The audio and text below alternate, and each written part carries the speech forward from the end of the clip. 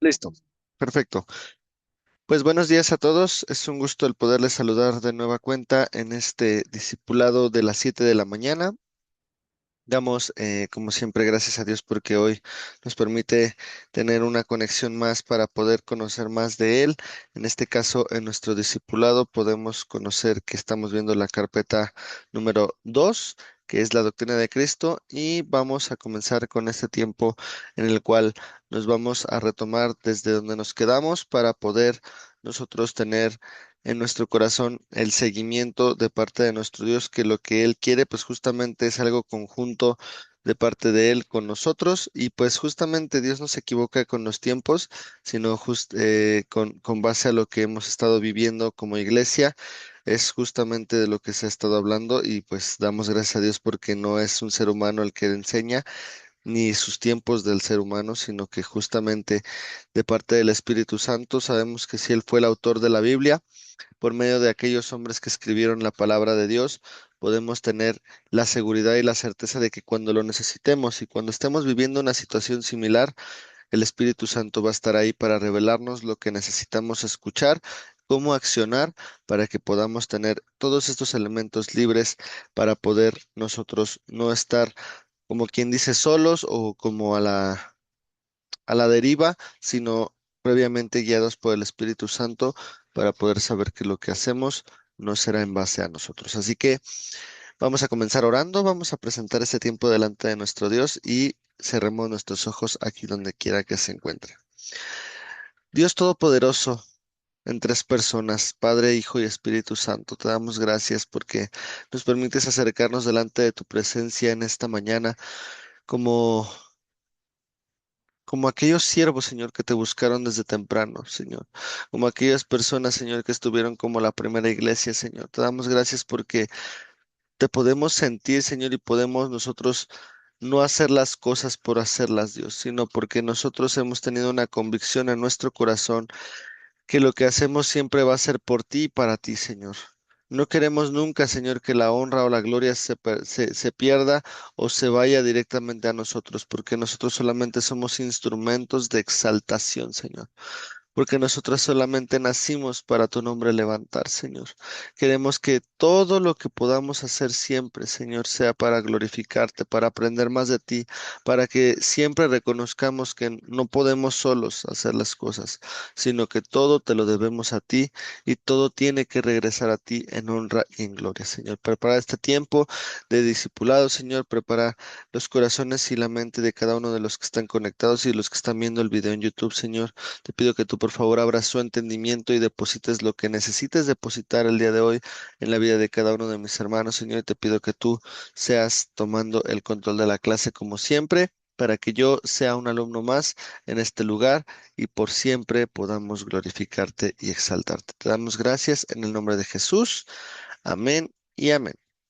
Pues bueno, vamos a ahora sí dar continuidad a lo que hemos estado viendo desde la antes de vacaciones. Podemos ver que en este caso estamos viendo lo que es la divinidad del Espíritu Santo y vamos a poder dar esa continuidad y veíamos los nombres que se le daban en la Biblia al Espíritu Santo. De hecho, nos habíamos quedado justamente hasta el final de esta parte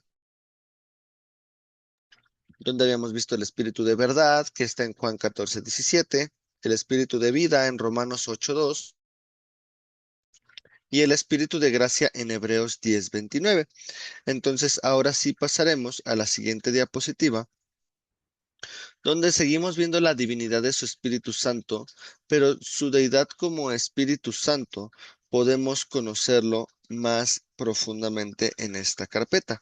¿Por qué? Porque al Espíritu Santo se le da el nombre de Dios, ya que en el Antiguo Testamento se le conoce como el Espíritu de Jehová. En 2 de Corintios 3:17 se dice que el del Espíritu Santo, que es el Señor, Adonai, el nombre que es dado a Dios el Padre. En este caso podemos ir a la Biblia y nos vamos a dar con este versículo para que lo podamos leer y podamos confirmarlo y saber que el Espíritu Santo también es Dios. Segunda de Corintios 3:17.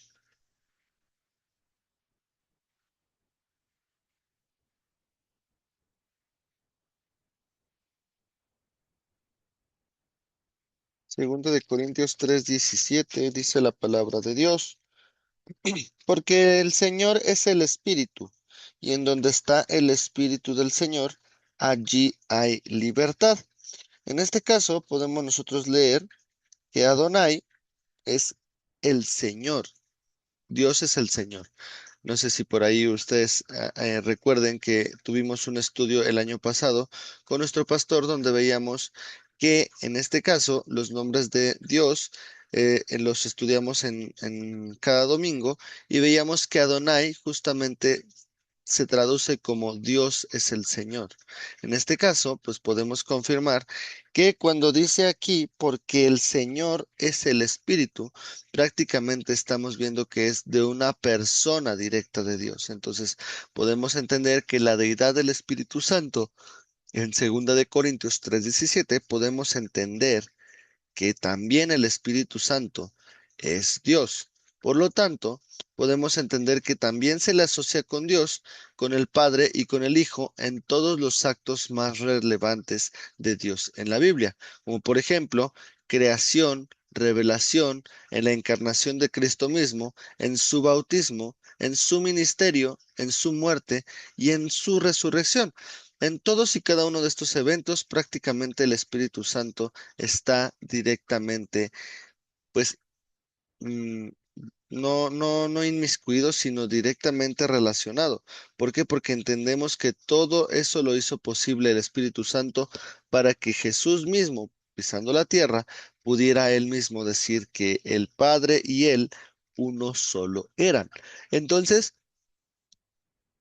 podemos entender que la deidad del Espíritu Santo también van a ser estudiables o sobre todo comprobables con los atributos de Dios, que también son del Espíritu Santo y tienen como suprema majestad y obviamente también para poder ser como en contra de esto, que también los atributos del Espíritu Santo, la blasfemia contra él es un pecado que es considerado como no perdonable.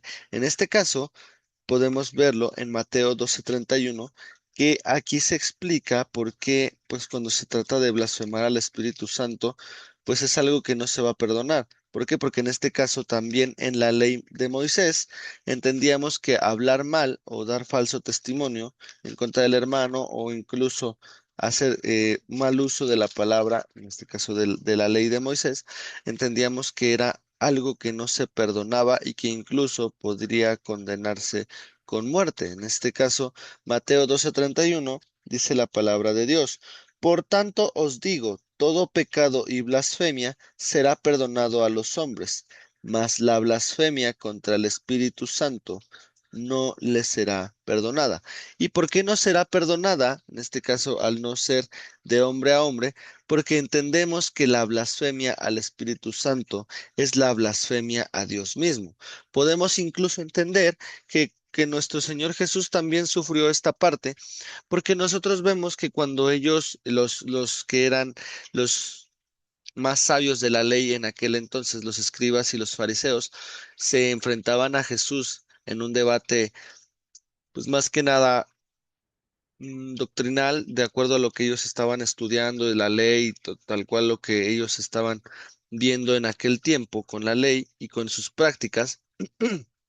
Nuestro Señor Jesús le respondía algo que obviamente honraba a Dios, pero que iba en contra de sus creencias o en contra de sus prácticas, pues ya cotidianas, porque ya ni siquiera lo hacían de forma espiritual, sino lo hacían de forma práctica y obviamente perdiendo la esencia, el amor, la misericordia y todo lo bueno que Dios nos ha dado. Entonces, cuando nosotros vemos ese tipo de situaciones que dice que el pecado es un pecado en contra del Espíritu Santo, el blasfemar contra él, pues obviamente entendemos que pues Jesús también sufrió esto y Dios también mismo a lo largo de todo el caminar de Israel, pues entendía que al ser infiel, pues obviamente entraban en una blasfemia y por eso es que muchas veces el juicio llegaba porque obviamente no tomaban el nombre de Dios en serio. Incluso mismo en algunos eventos, pues de fe en los cuales se veían rebasados el pueblo de Israel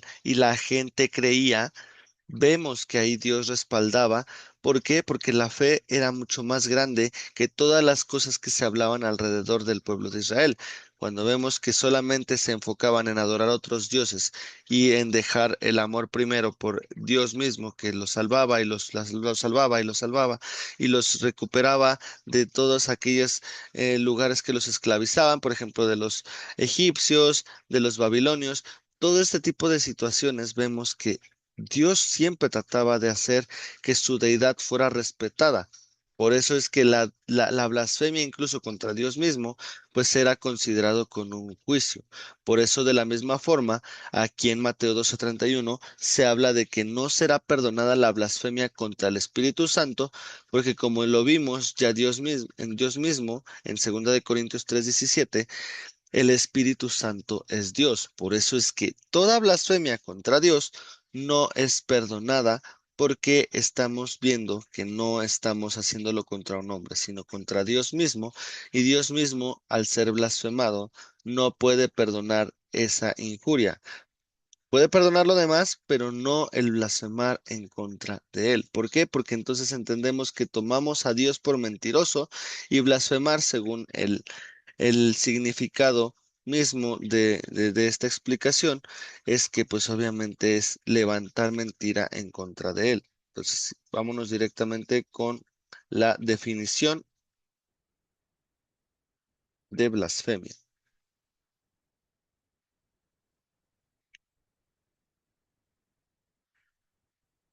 La blasfemia es una palabra, expresión o acción que muestra falta de respeto, desprecio o injuria hacia Dios o cosas consideradas sagradas o dignas de veneración. Según la Real Academia Española, implica un lenguaje ofensivo contra la religión, en este caso contra Dios, aunque también puede referirse a una ofensa grave hacia algo inquebrantable. Entendemos que Dios también es algo inquebrantable. ¿Por qué? Porque entendemos que Dios es Dios mismo y Dios no se puede equivocar. Dios hace todo nuevo, Dios hace todo perfecto. Entonces podemos entender que aquí el blasfemar en contra del Espíritu Santo es blasfemar en contra de Dios. En este caso, despreciar, ofender o tener algo en contra de Dios mismo que es llamado inquebrantable, es llamado perfecto, llamado justo, fiel, bondadoso, bueno. Ir en contra de todos esos atributos, eso es la blasfemia. Por eso también vamos a leer 1 Corintios 3:16 y 17, porque aquí vamos a poder entender muchas cosas que confirman lo que hemos estado hablando. 1 Corintios 3:16 dice la palabra de Dios. ¿No sabéis que sois templos del Dios y de que, perdón, no sabéis que sois templos de Dios y que el Espíritu de Dios mora en vosotros? Entendemos ya después las consecuencias de destruir el templo. Pero con todos estos elementos vamos a poder analizar de forma profunda la importancia de conocer que somos templos del Espíritu Santo y lo que conlleva el tener ese enorme privilegio, ya que no es exclusivamente para que nosotros podamos tener este beneficio, sino que nosotros podamos ser esas extensiones, portavoces del reino, para que por medio de nuestra vida se predique el Evangelio y más personas puedan recibir al Espíritu Santo. Es necesario que nosotros prediquemos para poder analizar que somos templos del Espíritu Santo. En el templo, ¿qué es lo que podíamos ver? Que la gente se acercaba, porque ahí Dios mismo estaba. De la misma forma, nosotros tenemos que ser templos del Espíritu Santo. ¿Por qué? Porque el templo del Espíritu Santo va a acoger a todas las personas que están alrededor para que no se sientan de una forma expuestas o que no se sientan en un lugar seguro, confortable y digno de estar cerca de esas personas. Por eso es que nosotros tenemos que conocernos templos del Espíritu Santo, para que nosotros podamos albergar a las personas que busquen de Él, porque justamente es eso, acercarnos nosotros a la persona que necesita de aquella doctrina, de aquella palabra que va a cambiar su vida. Eso es ser parte también del templo del Espíritu Santo. Ahora vamos a leer Juan 20 del 19 al 22. 20 del 19 al 22 dice incluso en el título, Jesús se aparece a los discípulos. Cuando llegó la noche de aquel mismo día, el primero de la semana, estando las puertas cerradas en el lugar donde los discípulos estaban reunidos por miedo de los judíos, vino Jesús y puesto en medio les dijo, paz a vosotros. Y cuando les hubo dicho esto, les mostró las manos y el costado. Y los discípulos se regocijaron viendo al Señor. Entonces Jesús les dijo otra vez, paz a vosotros. Como me envió el Padre, así también yo os envío. Y habiendo dicho esto, sopló y les dijo, recibid el Espíritu Santo. Prácticamente con esto vemos que los elementos del templo del Espíritu Santo eran justamente los que habían ya recibido la iglesia primera. ¿Por qué? Porque vemos que la gloria de Dios inundaba el templo. Toda la gloria iba directamente hacia el lugar santísimo. Entonces podíamos entender que de la misma forma, aquí ya de forma física, con nuestro Señor Jesús, el Espíritu Santo fue soplado por medio de Jesús. Por lo tanto, necesitaban ya prácticamente tener una mentalidad y una forma de accionar diferente, que ya justamente en el libro de Hechos vemos que ya no eran los mismos discípulos, pues tal vez incluso viscerales, incluso con decisiones incorrectas, inadecuadas de acuerdo a su forma de caminar y de vivir, podemos entender que aquí cambió algo. Entonces, si nosotros somos extensiones, el Espíritu Santo tiene que morar en nosotros para poder nosotros llevar esa esperanza a aquel que también lo necesita.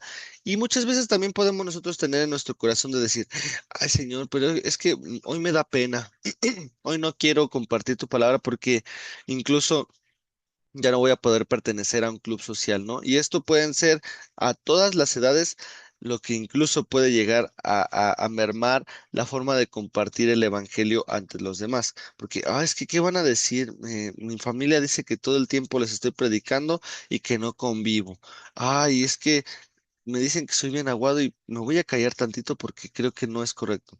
Todas esas prácticas, todas esas cosas que quieren silenciarnos, no van de acuerdo a la palabra de Dios. ¿Por qué? Porque entonces en este caso estaríamos diciéndole mentiroso incluso a Jesús mismo. ¿Por qué? Porque dice, recibid al Espíritu Santo para que todo aquello, todas aquellas personas que se levantaran a escucharlos, porque pues, incluso dice que yo los envío, como me envió el Padre, así también yo os envío. Entonces, ¿cómo envió Dios a Jesús mismo? ¿Para quedarse callado, para que no se accionara la palabra de Dios y los milagros y las sanidades y los prodigios? Entendemos que no. Dios lo mandó con ese propósito para que pudiera completarse todas estas maravillas y prodigios y sobre todo que la palabra de Dios fuera anunciada. De la misma forma, nosotros también tenemos que anunciar con denuedo la palabra de Dios. Y es necesario recalcar que los discípulos necesitaban ser bautizados por el Espíritu Santo, ya que sus vidas necesitaban estar renovadas para poder predicar el Evangelio. Recordemos que ellos eran 12 hombres comunes y corrientes, por lo que necesitaban un cambio y el ser y el ser llenos de toda la sabiduría que necesitarían para poder sembrar la palabra y extenderla eran necesarias para que ellos pudieran hacerlo, porque en la humanidad propia nosotros tampoco vamos a poder hacer todos y cada uno de los prodigios y maravillas que incluso los 12 hombres comunes y corrientes que caminaron con Jesús pudieron tener cuando ellos recibieron al Espíritu Santo. Y aquí hay algo que me gustaría pues siempre motivarlos a hacer. Porque cuando nosotros nos falta esa confianza, nos falta incluso ese poder para hacer algo, Ahí es donde debemos de invocar al Espíritu Santo, porque si nosotros somos templos del Espíritu Santo, nosotros tenemos la capacidad de hacer las cosas que vayan de acuerdo a su voluntad. Obviamente orando y teniendo esa confirmación de que 100% es lo que el Espíritu Santo quiere que hagamos, es como vamos a recibir ese poder. Vamos a poder tener la capacidad de hacer las cosas. Si en algún momento nos sentimos incapaces de predicar la palabra ante 50 personas, el Espíritu Santo nos va a dar la pauta y la capacidad de hacerlo. ¿Por qué? Porque va de acuerdo a la voluntad de Dios. No es de que, ay, Espíritu Santo, ¿qué crees que no tengo para comprar mi casa? Espíritu Santo, lléname para que pueda pagar mi casa. Si va de acuerdo a la voluntad de Dios y tu casa va a ser para va a ser llamada para ser un centro de discipulado, de, no sé, para levantar una iglesia ahí mismo, adelante. Dios puede entrar de acuerdo a su voluntad, pero no es de acuerdo a nuestro capricho. ¿Por qué? Porque, pues, ¿para qué quieres la casa? No, pues para poder tener mis comidas todos los días y convivir nada más con mis amigos, con mi familia, para que mi familia no me diga nada de que no tengo casa. Todas estas cosas pues no van a ir de acuerdo a la voluntad de Dios. Por eso es que todas y cada una de las cosas necesitan un cambio. Incluso nuestra propia mente necesitan ser llenos de toda la sabiduría para poder sembrar la palabra y extenderla de forma correcta, no sacarnos de contexto y que nuestras vidas no logren el objetivo por el cual Dios ya nos está encaminando, incluso nos está predicando que somos templos del Espíritu Santo. Entonces, ¿con qué seguimos? Porque podemos ver que una vez llenos del Espíritu Santo, los milagros, las señales y los prodigios comenzaron a producirse. Sin el Espíritu Santo, toda aquella obra de convencimiento no hubiera sido tan contundente. Por lo tanto, entendemos que sí es necesaria la acción del Espíritu Santo para que la obra que Dios vaya a hacer en nosotros sea una obra memorable, una obra que vaya de acuerdo al control y al estándar de Dios mismo. Vamos a ir ahora con Hechos 4 del 29 al 35.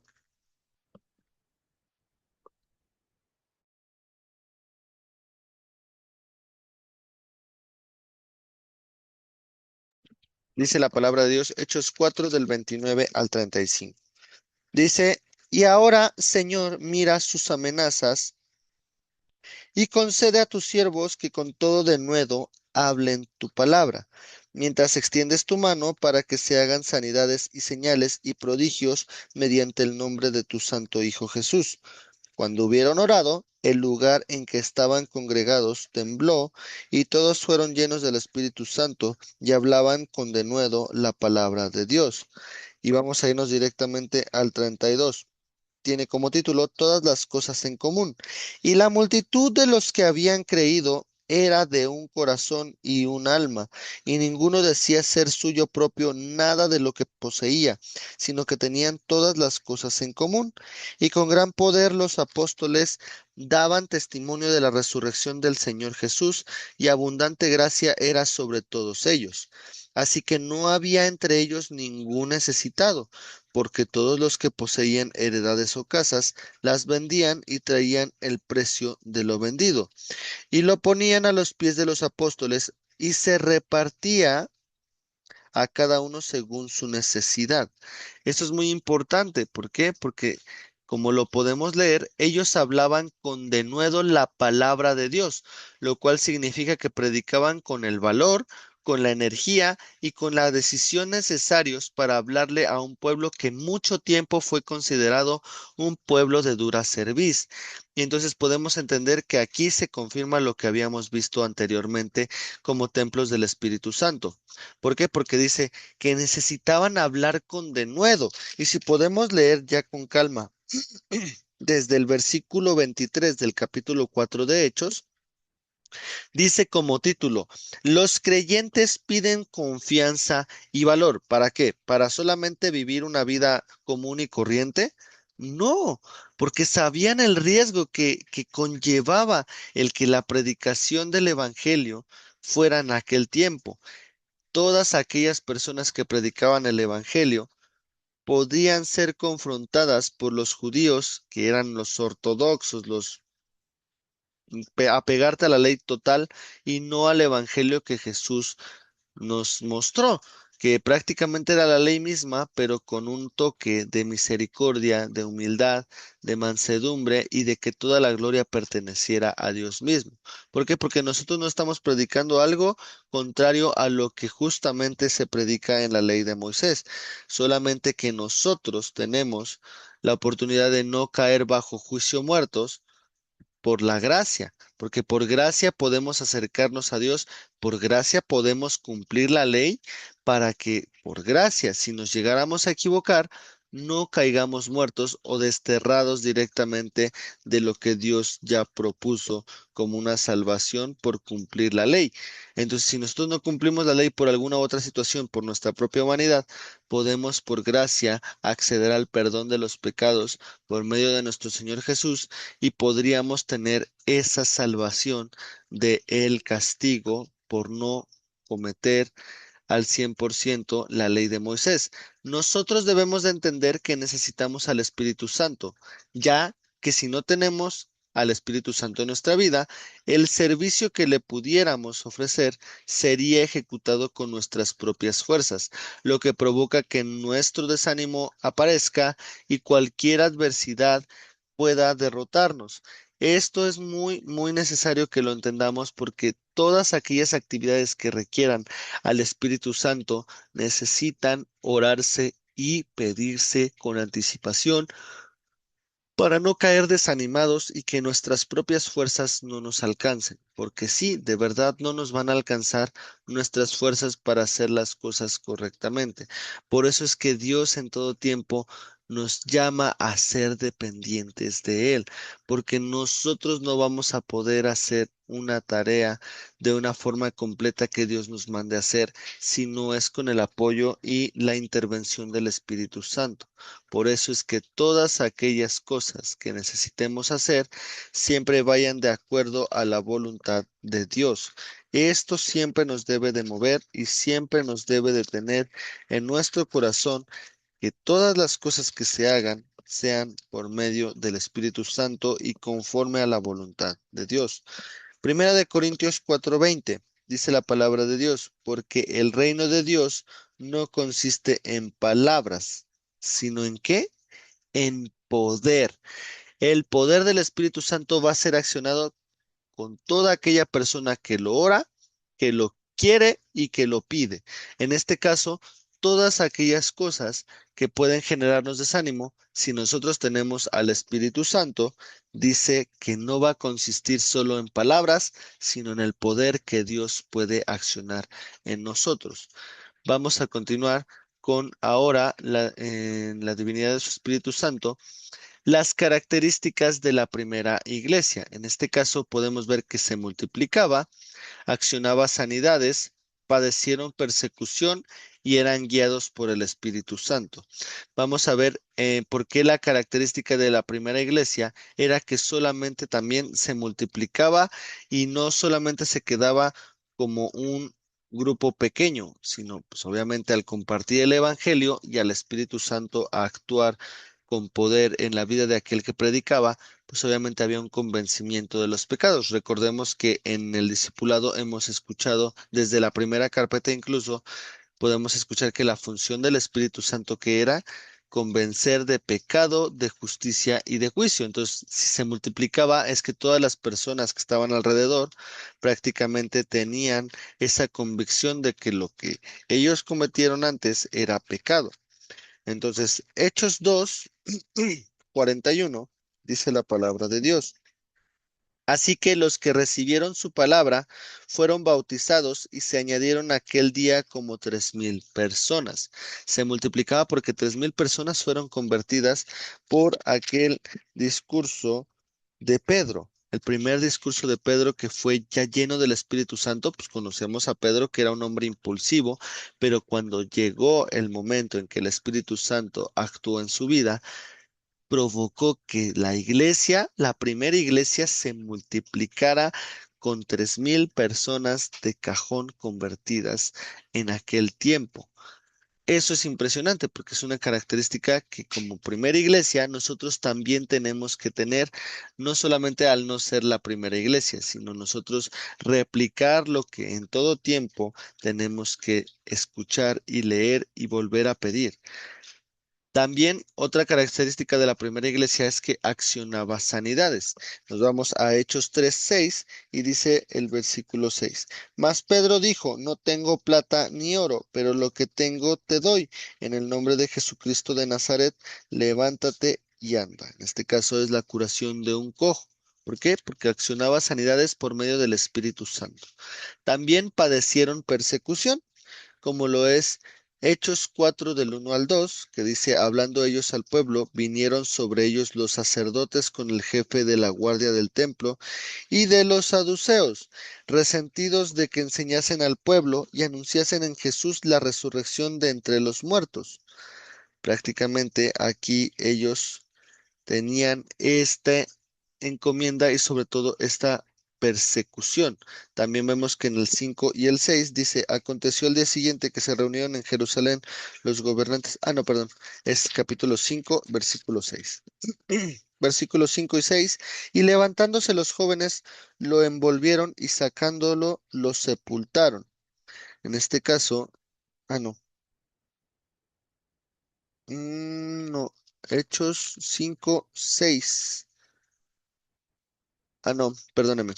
Hechos 4 del 5 al 6. Si estábamos bien. Aconteció el día siguiente que se reunieron en Jerusalén los gobernantes, los ancianos y los escribas, y el sumo sacerdote Anás y Caifás y Juan y Alejandro, y todos los que eran de la familia de los sumos sacerdotes, y poniéndolos en medio les preguntaron, con qué potestad o con qué nombre habéis hecho vosotros esto? Pues obviamente Pedro responde y les dice que en nombre de Jesús y pues prácticamente se les avientan encima. ¿Por qué? Porque ellos consideraban que Jesús era un falso profeta porque no completaba las cosas conforme a sus dichos, porque iba en contra de las festividades más allá de la misericordia y del amor. Entonces, esto era pues prácticamente pues no correcto delante de los escribas y de los fariseos, por eso es que los perseguían. Entonces, el versículo 18 también dice, y llamándolos les intimaron que en ninguna manera hablasen ni enseñasen en el nombre de Jesús. Entonces, padecieron persecución y como características de la primera iglesia, ellos necesitaban pues, no estar a salvo, sino hablar con denuedo la palabra de Dios, porque ya lo vimos. A pesar de padecer persecución, ellos pedían hablar con denuedo la palabra de Dios para que el reino se extendiera y se multiplicara la iglesia. No tenían miedo de ser apedreados, no tenían miedo de ser criticados, no tenían miedo de ellos decir, ¿sabes qué? Yo creo en Jesús de Nazaret e incluso perder la vida. Es algo totalmente duro. ¿Por qué? Porque esto nos habla a nuestra humanidad de decir, y a veces con que te saquen de tu grupito de amigos ya prácticamente estamos dejando de ser como la primera iglesia, ya dejamos de accionar al Espíritu Santo porque me preocupó más que no me sacaran de mi grupo de amigos del trabajo, de la escuela, de cualquier lado, o porque incluso puedo perder el trabajo si sigo predicando. Hay gente que perdía la vida, entonces es algo que nos pone a pensar de una forma contundente y pues obviamente también tenemos que tener una característica más de la primera iglesia, como lo es el ser guiados por el Espíritu Santo. Es Hechos 3:6, dice la palabra de Dios. Mas Pedro dijo, no tengo plata ni oro, por lo que tengo te doy. Pero lo que tengo te doy, en el nombre de Jesucristo de Nazaret, levántate y anda. Nuevamente leemos esta parte en en el accionar de las sanidades, como lo veíamos en más arribita.